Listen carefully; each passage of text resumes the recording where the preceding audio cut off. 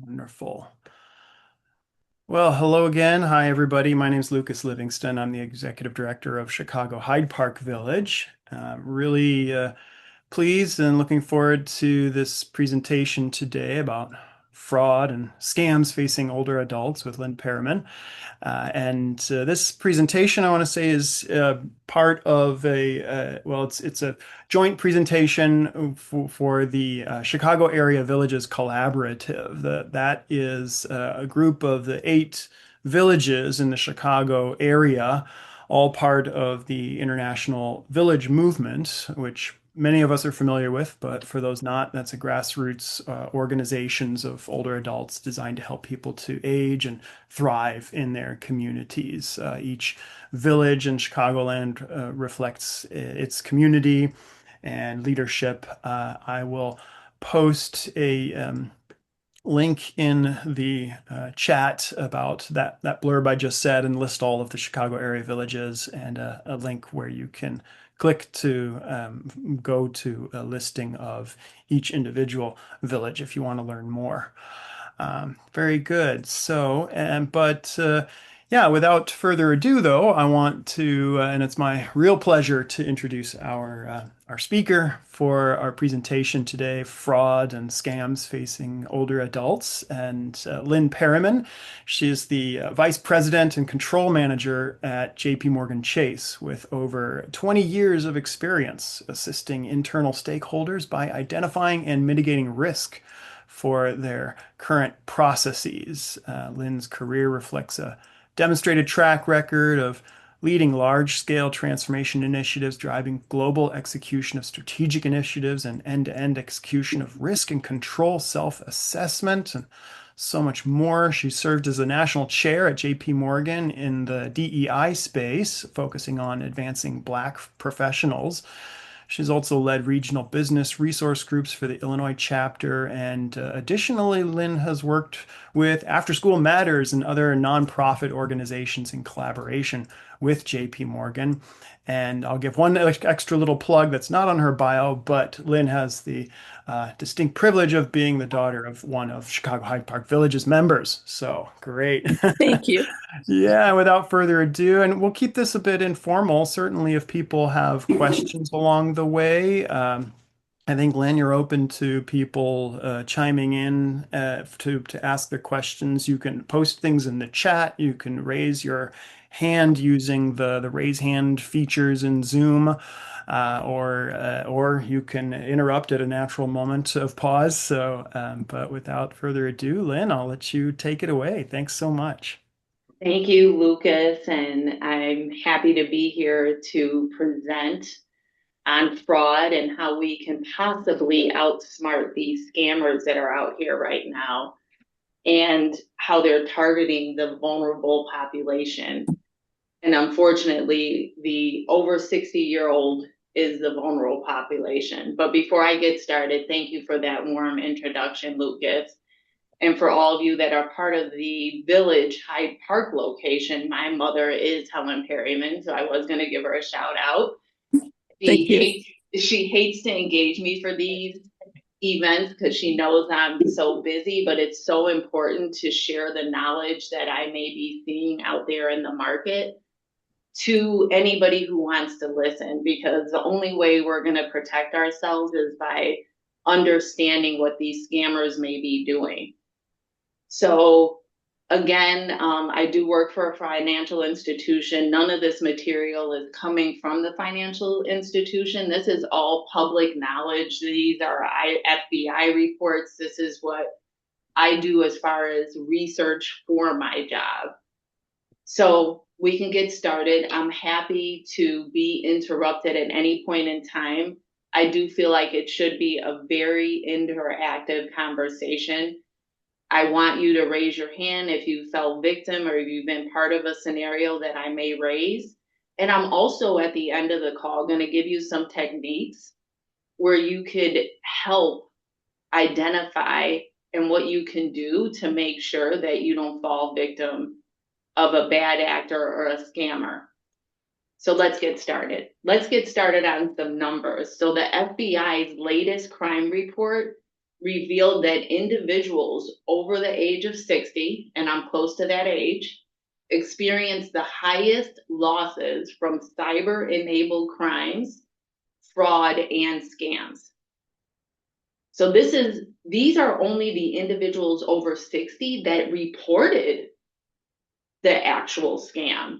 A lot of people don't report the complaints or report their scams. And sometimes you understand embarrassment. They may not tell their family. They may not want to go to the police because sometimes these individuals don't even get prosecuted. But what we know is that individuals over 60 experience the highest losses. And the amount that we've calculated is around 5 billion, which is outlandish. So this discussion will provide key insights in protecting yourself. And I want you to share this with older loved ones, with family members, because we need to make sure that we empower our community to help outsmart these scammers. So as I said earlier, data is not perfect.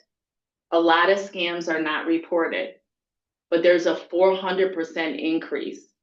So there's a $1 trillion problem that we're looking into, especially with AI coming into place. And I'll go over what we're seeing as far as artificial intelligence, deep fake, how scammers are creating your face, how they're creating your voice.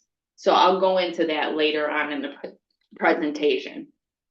So one of the biggest offenders is social media.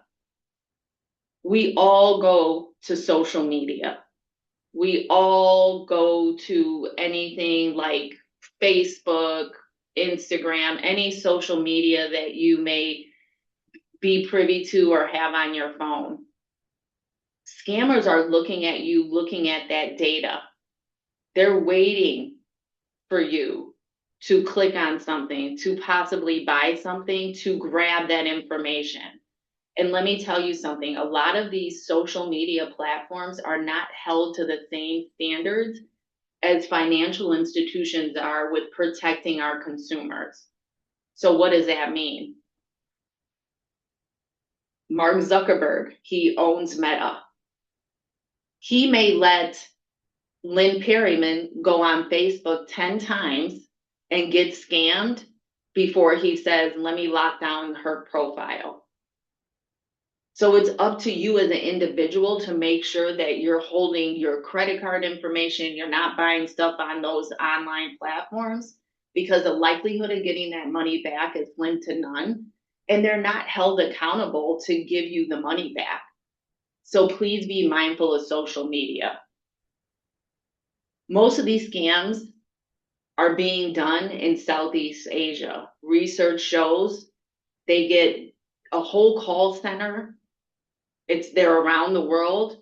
They start doing their own marketing. They steal our information off of the dark web. So anytime you save your credit card out there, you save your phone number, not to scare you, email, they have that information.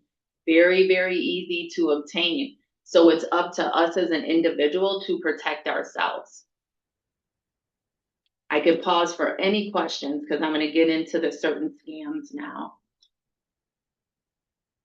Okay, I'll continue. So bad actors are always going to create a sense of urgency. So if anybody contacts you by phone, the biggest scam right now is there's a lot of scammers that have compromised financial institutions' phone numbers. So when I say financial institution, that means Bank of America, Chase Bank, Citibank. They have duplicated our phone numbers. So they'll call. One has called me, and it was a scammer. They called my cell phone. It looked like Chase was calling me, and they said, there's fraud on your account. And they create a sense of urgency, and they start asking me for my user ID. They start asking me for my password, and they want me to give them my credentials because they think I'm talking to Chase, and they want me to give them my user ID, passwords to my Chase bank account because this bad actor or scammer thinks they're going to try to help me stop fraud on my account. Don't ever accept or trust a caller ID call from a bank. Please trust me. Please trust me. This is a way to protect yourself. If you get a call from a bank, and even if it says Chase Bank on the caller ID, even if the phone number looks legit, you disconnect the call, you go to your card that the bank issued you, your debit card, your credit card, and you call the number on the back of the card. Please, they have duplicated, AI has made it so easy to duplicate these numbers. The bad actors and scammers have these sites where there's thousands of people working just to call you and scam, and me, because it's happened to me. They'll create a sense of urgency, and the person on the other line may not say who they are. They're going to say they work for a bank, like I said, and vulnerable people are sucked into a long conversation with the scammer. So if you decide, if you don't hang up that call and disconnect right away when they say they're a bank and they're asking for information, they're going to start trying to have a nice, soft conversation with you as an individual to build a relationship with you. So the scammer or the bad actor is going to say, Helen, let's build a relationship. Let's start talking. I'm going to call you tomorrow. Maybe you'll feel more comfortable. Don't trust it. Please don't trust it. Another prime example, government agencies. A government agency is never going to call you. Let's be realistic. How hard is it for us to call Social Security and get a live person? How hard is it to us to call for tax questions? We can never get a live person when we call the government. So don't trust that the government is calling you, even if your caller ID says it's the government, IRS, or Social Security, not the Social Security office. I see a raised hand. Susan, do you have a question? Oh, you just know that you're never going to get a live person when you call the IRS or the government or Social Security office. So you know, why would they call you as an individual? They're not going to call you. They're going to call you to try to scam you out of some type of funds and have a story. Because I guarantee if you hang up on them and try to call back a trusted number by going to the internet and checking if it's government or not, you won't get a live person. But a financial institution is different. You make sure you disconnect that call. You go to your debit card or credit card. I don't care what bank it is, Citibank, Bank of America, Wells, Harris.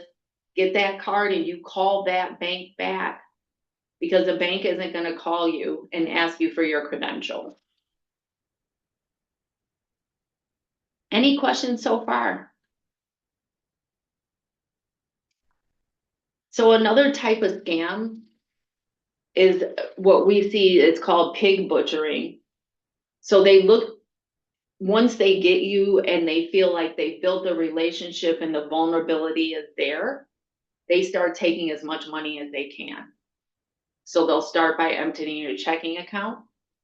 Then they'll go to your savings account. Then they'll ask you to take out loans for them. Then they may ask you to put up your mortgage. They may ask you to go into your 401k and take out some money. Don't trust it. We all have that vulnerability. We just need to be mindful. Let's see. If you respond to it, so sometimes when the vulnerability comes out, and let's get into AI. So where we see a lot, and does everybody on the call know what AI is before I get into AI? Show of hands. Okay. It's the big thing now.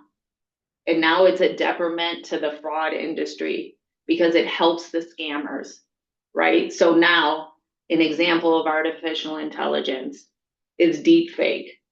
Somebody could be recording Lynne Perryman's voice right now, and now they have it. And when I say somebody, I'm talking about a bad actor or a scammer. And now they take my recording and they do another recording. And the other recording is now Lynne Perry. Hi, Grandma. I'm in jail right now. And this is my voice exactly. And I need you to send me money to this location right away because I need to get out of jail. It sounds just like this. It sounds just like Lynne Perryman. I can sound like your grandchild calling saying, I need money because I'm in jail and I need to get them, you to wire so I can get out. Please, it always is going to seem legit. So never, ever take a call that you don't think is a family member. And one key advice that I give to everybody, and Mom, we're going to enforce this because I know you're on, but you should establish a family passcode. It could be something crazy like green tomatoes.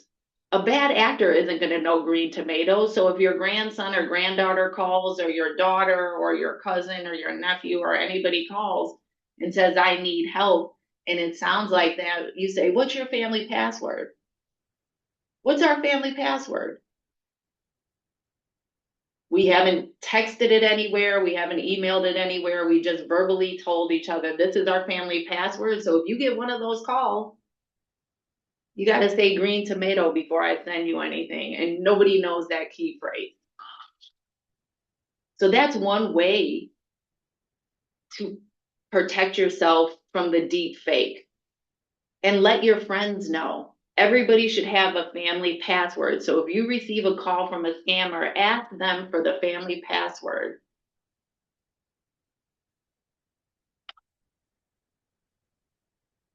Any questions? Another AI we're seeing is scammers will spoof the number. They spoof your face, they spoof pictures, and they get it from Instagram, Facebook, any social media. Anytime somebody puts a picture out there of your family member or grandkids, and we all love it because this is the way we communicate with each other, and this is the way we could see how everybody's doing. Well, the scammers love it too, because guess what they do? They capture that picture, they use AI, and they can do a whole nother Lynne Perryman. Easy. They can take my voice and they take my face recognition, and now I could be AI right now talking to you on Zoom, and it looks real. Any questions? I have a question. Thank you, Catherine. I thought I saw you come off mute. Right now, we're getting a lot of calls from our insurance companies, from Medicare, from our pharmacy insurance or whatever. Should we just ignore those or tell them we'll call them back or what? Are they asking you for money or any credentials? No, they're asking you for information, about the coverage you have. And, if you're interested in other kinds of coverage, is what my calls have been about. But I don't always trust them either. I mean, I usually ignore those calls. Yeah, I try. That's a good question, Catherine, because I'm starting to get those calls as well, and I just ignore those calls. Anybody could be fishing for information, so that's a great question. You can't trust it, even the caller ID. So you can hang up and you could just say, I'm not interested in selecting any coverage now. And then you call back your provider and see if they called. But again, if they're not asking for any credentials like bank account information, user ID or password, you should be safe. Any other questions?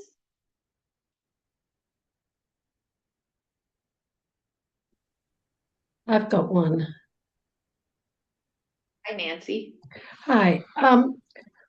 like Catherine, I get a lot of those. I mean, because it's time for renewal of our Blue Cross or our supplemental insurance. And I've been, I'm in 80, so I've been getting those calls for years. I just hang up. I don't trust any of them.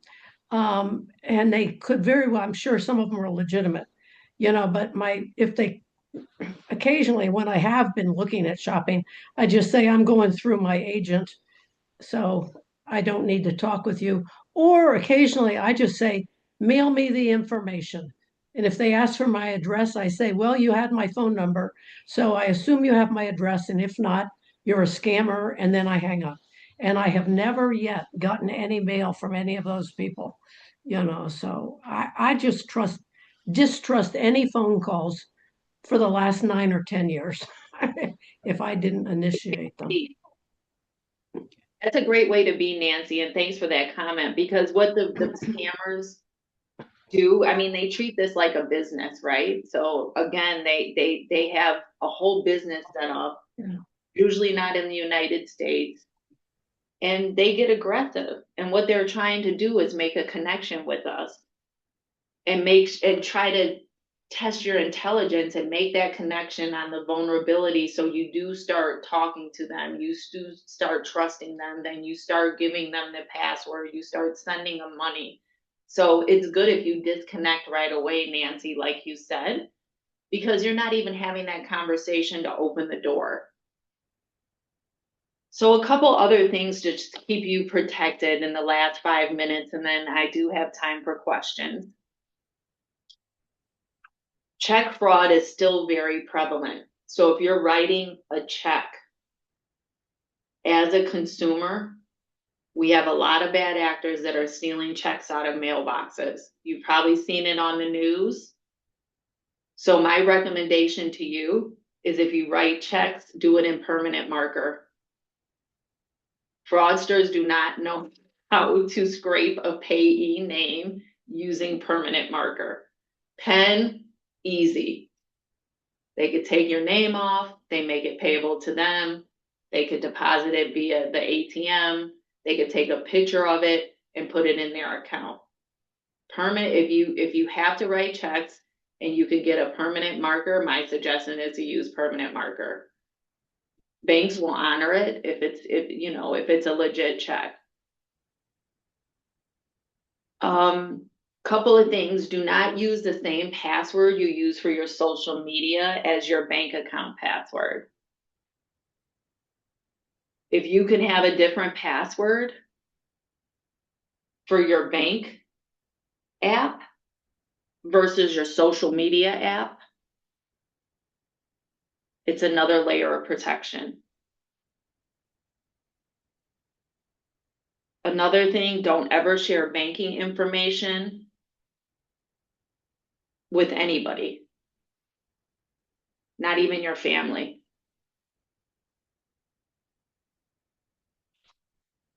When you set up passwords, make sure that they're the longest characters, they're not family members. You got to be creative with your passwords. And when you think of your family key phrase, when you get those phone calls, think about passwords that have nothing to do with birthdays, family members, because what happens is these scammers go to social media.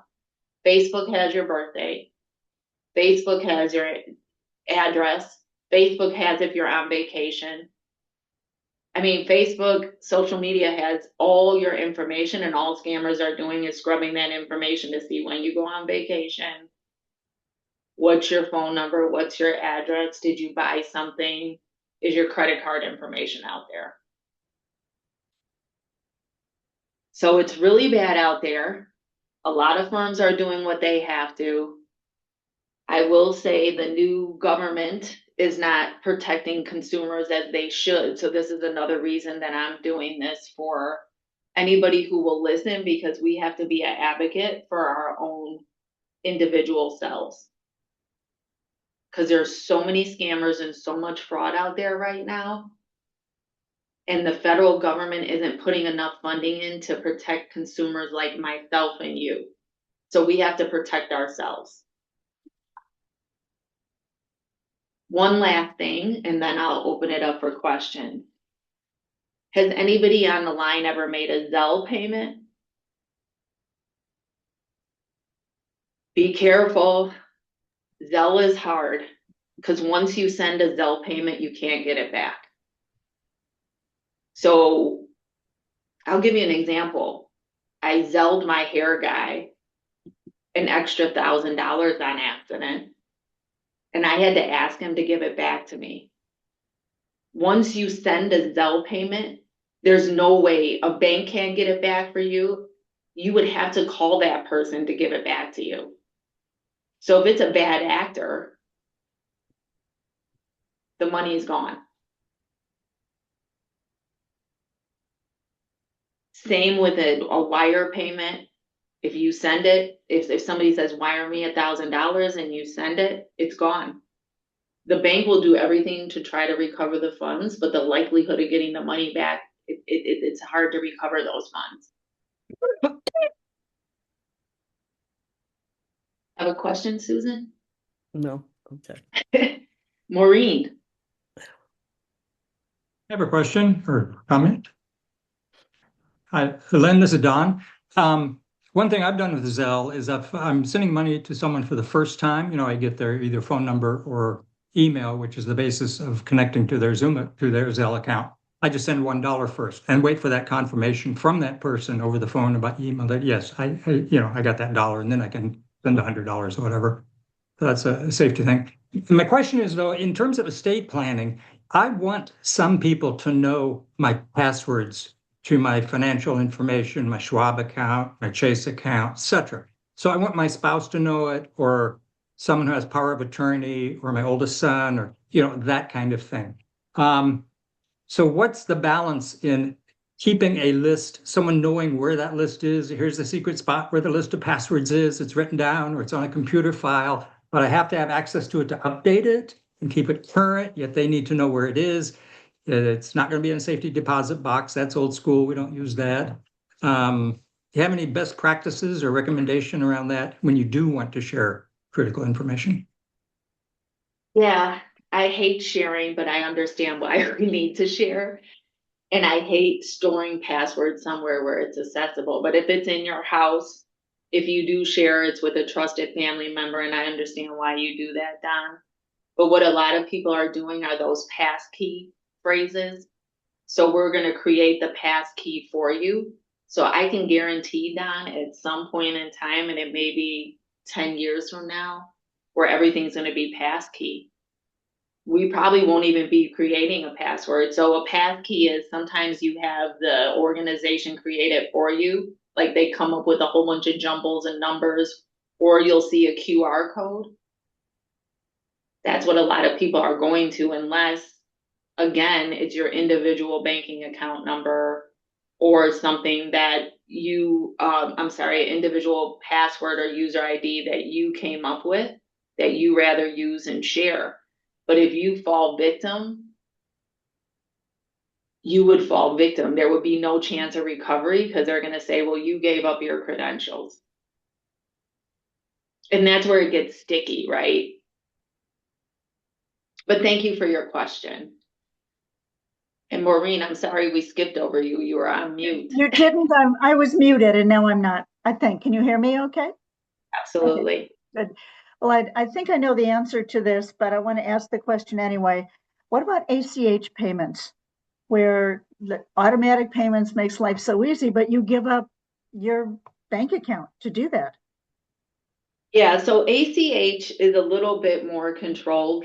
So that's a great question. A lot of ACH payments settle 24 to 48 hours after they're initiated. So they're a little easier and they go through the automated clearinghouse to recover because they're more traceable. We do give them to our electric companies, our gas companies to say automatically debit my account. And there is liability to those organizations to make sure. So what they do is say it's ComEd. They'll take my account number, they have it in a file, and they send that file to my bank to take the money out. That's protected, and ComEd has to have protection over that. Now your account number could be out there. What I tell consumers is every day what I do is I wake up every morning and I check my bank app and I see what transactions cleared every single morning. And Maureen, if I see a ACH debit that came out that was not authorized, I'm going to call my bank right away that morning and say there's an unauthorized debit, and they'll reimburse you right away and chase that money. You may have to sign an affidavit, but a lot of big financial institutions will give you that money right away if you call that next day. So check your account every day. And I'm glad you asked that question, Maureen, because that's another layer of protection, is checking your transaction history for anything that may be out of the norm. Great, thank you. Welcome. There are few things in the chat. I'm noticing a couple quick things just to confirm when you mentioned using a permanent marker to sign checks. You mean, for example, like a Sharpie? Yeah, that's That's one example. literally a Sharpie, Yeah, a permanent marker. Now, I'd previously heard that gel pens were were somewhat difficult to check wash. So are gel pens still acceptable if you don't have a permanent marker handy? Not sure about that one. I haven't heard gel pens. I know Mhm. Sharpies for sure, but I Yeah, could double better check. safe than sorry. Yeah, and well, and yeah, I mean, I guess also another thing with some forms of check washing don't even include washing. They just kind of do a digital reproduction of your check by and remove the information and add their own information. So there's really no way around that except don't give bad people your checks. But how are you going to prevent that? Yeah. And if you Uh, write a check and mail it, then right there the risk. mhm. Because we see a lot of the fraudsters will steal the checks and then they'll open a fake LLC. And to open a fake organization is very easy. And all they have to do is take the payee name. It said Lynne Perryman originally. Now they wash that check. Now they've established a nonprofit corporation or LLC and they deposit the check in there.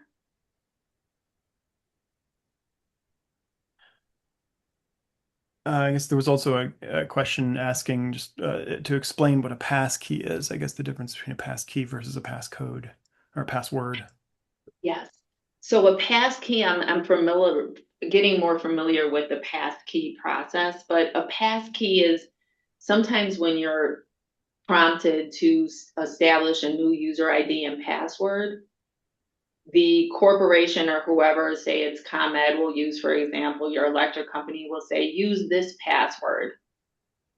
And that's like the pass key that ComEd is generating for the consumer. And you can kind of save it, and it's the strongest variation of passwords that they can come up with.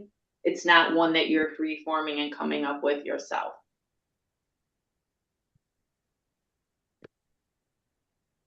I do have a question, finally. If you do have to mail a check, it's wise to always take it directly to the post office to mail it. Is that safe enough or not? Thank you, Susan. That's on my notes. Oh, So thank you for raising that. Yes. It's safer to take it directly to the post office. Susan is right on, right, 100% correct. okay. And I have another question or comment about, I think Don mentioned the $1 payment sort of to check things out. I've been caught online when I'm ordering something.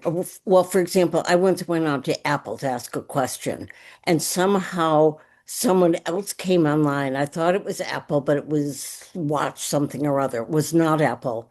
And they wanted me to send a $1 payment to verify that the information or to get the information I wanted. And I did. And suddenly I was enrolled in a forever subscriber mechanism so that I'm being billed, or I was being billed once a month for this ask service that I thought was Apple and was not. Yeah, and that's a good point. You cannot trust social media, these pop-ups, they can be anybody coming in compromising, and I'm not good on the tech side or cyber side as much as I am on the fraud side, but it happens quite frequently. And all I say is don't send a text unless you know who it is. Like Don's scenario, probably like it could have been a family member, you're paying somebody and you're like, I'm going to test $1 to make sure you receive it. Most likely the person you're putting the number in, the name's going to come up. And a lot of banks have now given you those questions to make sure you verify the person you're sending to, because now they don't want to hold the liability. They want it on the consumer because there's so much. It's terrible. So yeah, I mean, even if you send that $1, you could be sending it to a bad actor. So you just got to make sure you know who you're sending the funds to. Well, and once it's online on the internet, I mean, people can access it online. Yeah. I mean, scammers are online trying to get any of your information off of the black web. It's being sold when you, I mean, I've done it. I save my credit card, right? Let me save it.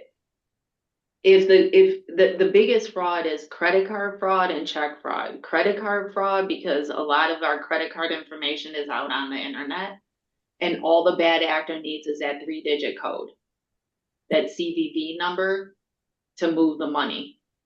And it's easy for them to obtain if they capture it. Mm-hmm. And it's not to scare everybody, because not everybody, you know, but it's just you could fall victim fairly easy, unfortunately. This is Beverly. I have a question alert. You see my hand raised? Beverly? Yes. Good. I had 2 alerts to share with you. One is when you receive an email stating that your payment for Amazon has been accepted. Please call if you have any questions. And you know you did not make any payment to Amazon or PayPal. And that's another way they get information from you, by giving you this false thing about payment that you received or sent in.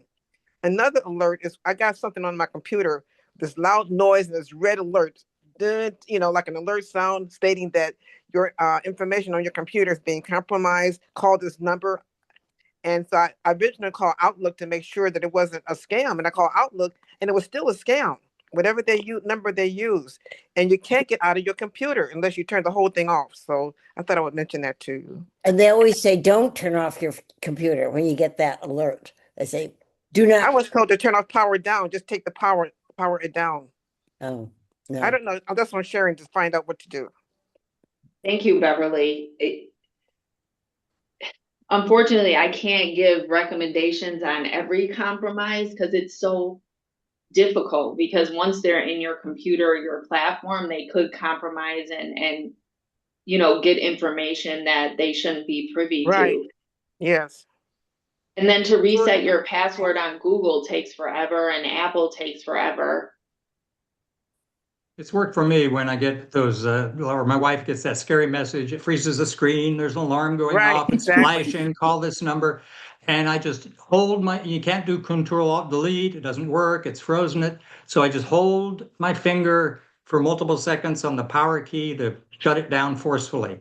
Then you just log back on and slowly check. Did it come up correctly? Can I get back into my email? Do things look okay? And that's solved it each time. Yes, I went through it and I was taken. They really took a lot of information before I realized this is a scam. So I did power down and power it off for a few minutes and then came back into my email. But I just wanted to warn people about that. It was happening frequently with my computer. Thank you, Beverly. Lynn, mention secondary authentication when you're logging onto a bank account. Say that again. Mention the importance of a secondary authentication. Like I log on to Chase and it says, I want to send you an email or a text with a code, and you can't get into your account until you've gotten that on your phone and you acknowledge it or type it in, that kind of thing.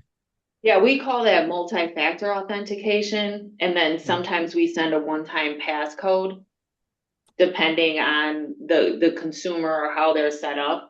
I mean, there's a lot of controls that financial institutions put into place, but what we're seeing is a lot of the consumers falling victim, unfortunately, because they'll give up their credentials to a bad actor who's using the financial institution's phone number, Don, and say, hey, I'm calling because you have fraud, but then Don as a consumer gives them their user ID and password, and then they're able to go into their bank account and move money. As Don is still on the phone with the bad actor, they're already moving it because you already gave your credentials. So that's what we're seeing more than anything. So sometimes there's tech controls with financial institutions where we're doing preventive measures. And then if we see if it's a high risk transaction, we'll say we're going to do multi-factor. We're going to send a one-time passcode just to protect the consumer and the financial institution. The other thing it's helpful, I've done like with my credit cards, is every time there's a transaction, I've asked an alert if there's anything over $1 or more to send me a text. So I'm constantly getting texts if I buy a cup of coffee with my credit card and I know, okay, that's a good one. And then I set a limit on ATM withdrawals. So I get a notification if there's anything taken out of my ATM card account or checking account. And if it wasn't me, I know immediately someone has my information and just took out $600 or $2 in order to test if it worked or something. That's good. You're great, Don. You have all the protections and bells and whistles in place. That's a good thing. I mean, some of my credit cards, I get alerts, but not all. But for my bank account, I'm definitely checking every morning, maybe every second, just to make sure that nobody has compromised my account. But those are great suggestions. Thank you. I just have a comment that was brought up before. And just know Medicare will never, ever call you. Yeah. They will not call you. So if they say they're Medicare, they're not. I mean, they could. I don't know. Never mind. No, you're right. Thanks, Mom. So I wanted to go back to passwords. My password gets changed. I change it. And I've been told not to keep my passwords in my system on my computer. So that means I have to go retype off my whole big long list of passwords. Is there any way to get around that, to keep the passwords and keep them updated? You know what? It's so hard. What I try to do, Angie, is keep the same long password for my like whatever my banking app is, but I do not try to store them on my computer. Just because if you are compromised, like Don and Beverly just gave scenarios where somebody has tried to come in and probably take some information and it caused their PC almost to kind of go down. To me, that may be a bad actor or scammer trying to get into email or any information they may be able to get off of your PC. So now it's off my computer, it's on a piece of paper and I'm going out of town. So I take the piece of paper, put it in my suitcase, doesn't get lost. So yeah, I mean, it's so hard. If it does get lost, do they have access to your mobile device or computer to use it? No. So the likelihood of them compromising you would be slim to none because they would have to use your device to get in. Majority of the time, unless it's your banking app. Like they could go to, say you bank at Bank of America and they get your user ID and password. They can go www.bankofamerica, sign into your account, Angie, and move money if they have that information. no win. Okay. I would think normally the bank would know someone is logging in from a device that has never logged into that account before. You're smart enough to know that. And then they send a message. They try that secondary authentication with you, like they want to send a code to your phone, and the fraudster has stolen your luggage with your passwords, but not your telephone. So that's a built-in safety. I take a list of passwords with me when I travel, but I have codes, so I don't say this is Chase, and I abbreviate because I can start the same password with the same 6 characters or something, and I just change the last 2 characters or last 4 characters. So I can use a portion of the password and I know what it is. or it's always in my carry-on luggage. It's never in a checked suitcase, things like that. All great suggestions. Thanks. I have a question, if I may. Absolutely. I keyed this into the chat, but I wanted to go over it with you. I had a call recently from a collection agency asking me to give them information about myself before they would tell me who they were trying to collect for. I knew of no one that I hadn't paid. I mean, it's possible, but I didn't know of anyone, so I obviously didn't give them any information. And they can impact your credit rating. So what do you do about that? Yeah, that's definitely a scam, and you did the right thing. I mean, don't ever, so I'm not so much into the collection and credit fraud, Right. but if a collection agency, they're probably acting as a collection agency, so you give up your information like you're in collections, disconnect those calls. Don't give any of your personal information up front, Sue. Right. Tell them that you'll call the collection agency back and try to Google that collection agency. But if you know that you have nothing in collections, then I would just disconnect the call. Because unfortunately, scammers have fake websites. So these scammers not only will have the caller ID, but when you go Google the collection agency, they may have a whole website for this collection agency, and it could be fictitious. So it's really hard. I just say disconnect the call if you don't owe anybody, and don't Right. pay. Well, I don't know that I owe anybody, but I'll probably find out in my credit rating. And you can pull your credit reports. I mean, as a consumer and me as an individual, Experience, TransUnion, and the other one, you could pull it just to make sure nobody's using your social security number to get credit cards and all that good stuff. Oh, okay. Thank you. You're welcome.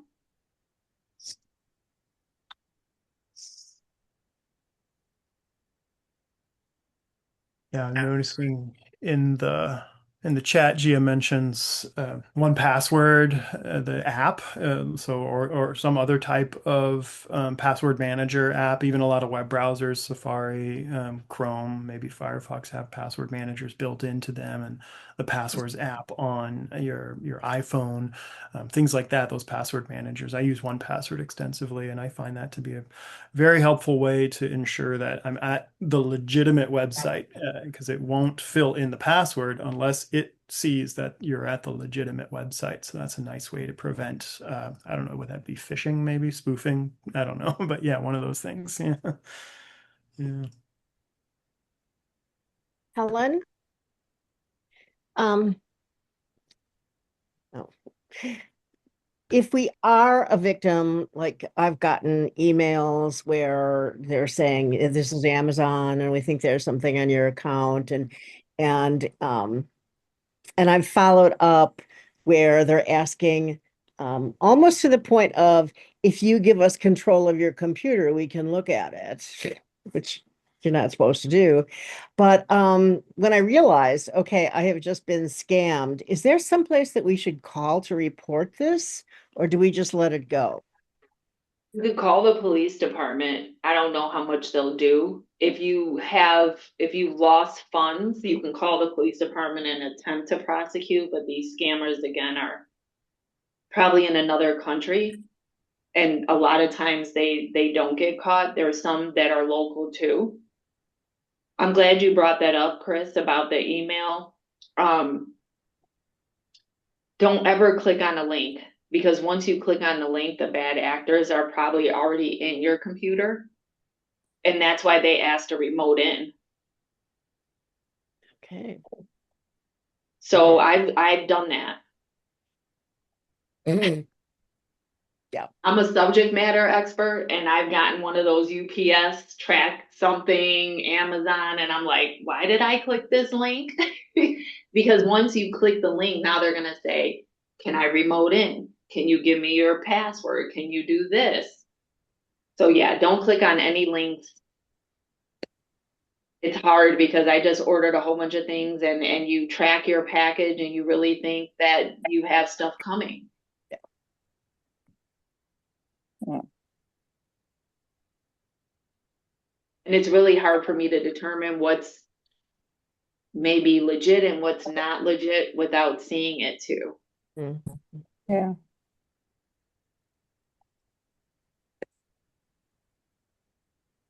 Looks like Rita, you have your hand raised. I see.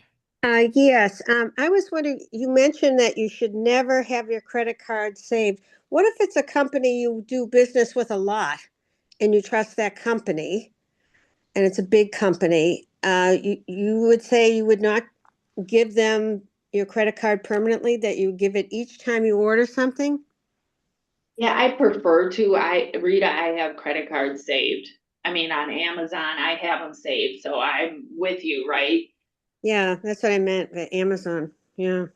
As a path forward, just because with the scammers getting more intelligent and AI and deepfake, I say try not to save it. If you can freeform it every time and not have it out there, it's just another extra layer of protection for us as a consumer. Right. I'm thinking about trying to get rid of the ones that I have saved on those online accounts. Thank you. You're welcome. You know what I think about more than anything, Rita, is a lot of these third party are getting the data breaches or hacked. Yeah. And I don't know what data when, like, say, a Amazon is getting hacked or a big company is getting hacked. I don't Right. know where my information is going. Right. Anyone could have it. Oh, Lord. Yes. Not to scare you, we're just educating ourselves so we can out scam the scammers, right? Right. Right. Absolutely.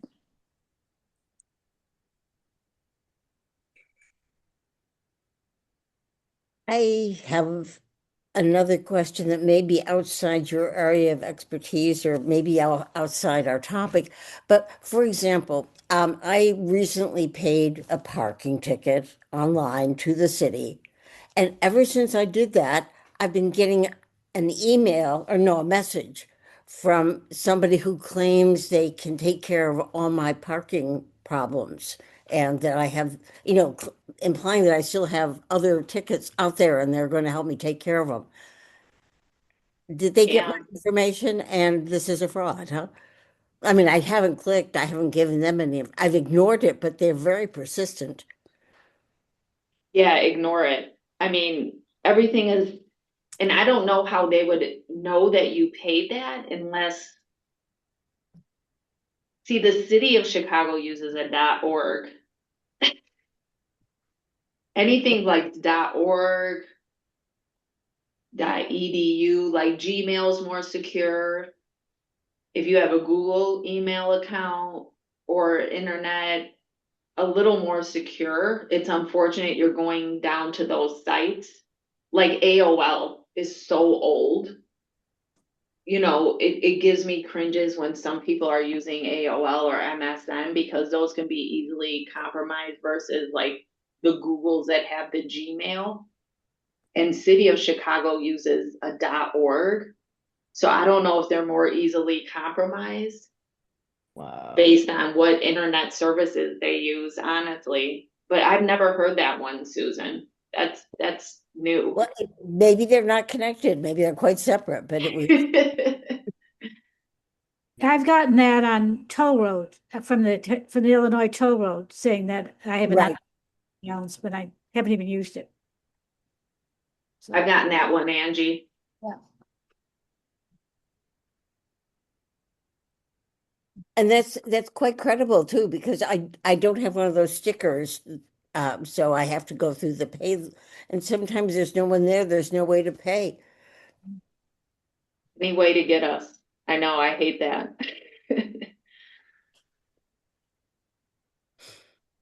I know I went over by 30 minutes, Lucas. No, not at all. We're budgeted for the hour, so we're doing great. Yeah, I still have 3 minutes left. Well, I have a question then. I'm retired now, but when I was working, it was useful for me to have my full name be my domain. And I still do that. It's just too much trouble to change at this point. But does that expose me more? Because there isn't a Google or a big company protecting me anymore. It's just my name is registered as my domain. No, no. Full name isn't going to do anything because if the scammers, it doesn't matter. They're still just going to try to email you no matter what name it is. So full name, abbreviated name, it wouldn't make or break anything from you being compromised. Okay, good. Because you're talking about things like Google having protection screens over their information, but I don't. Yeah.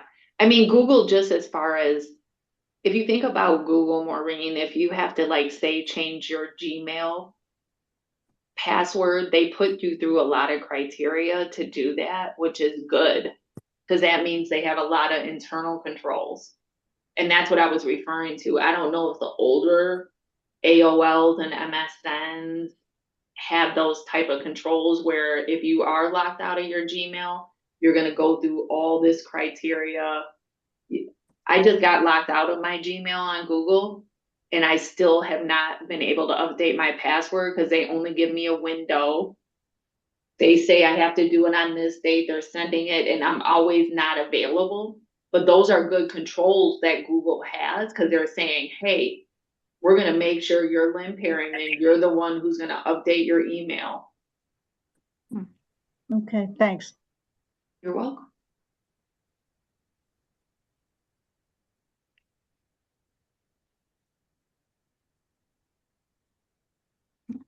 All right. Well, any last questions, anyone? People were asking if this recording will be published. Yeah, we'll put that on Chicago Hyde Park Village's YouTube channel once shortly after, and I put links to all that in the chat. You can find it online. Fantastic. Well, if there are no additional questions, I don't see any more hands raised. I think we tackled everything in the chat. Wonderful conversation here. Lynne, thank you so much for sharing with us. Hopefully we feel we walk away a bit more armed, less frightened. Now we are secure with this newfound knowledge. So yes, and it's best to be skeptical and critical as we approach the world. So there's my wisdom. How about that? Thank you Thank for you so very having much. me. And let's outscam the scammers, everyone. I appreciate it. And I'll see you next year, hopefully, if you'll have me back. Absolutely. It's always Thank you. wonderful to have a refresher. Bye-bye. Thank you so much. Bye, everyone. Thanks a lot. Bye. Bye. Thank you so much.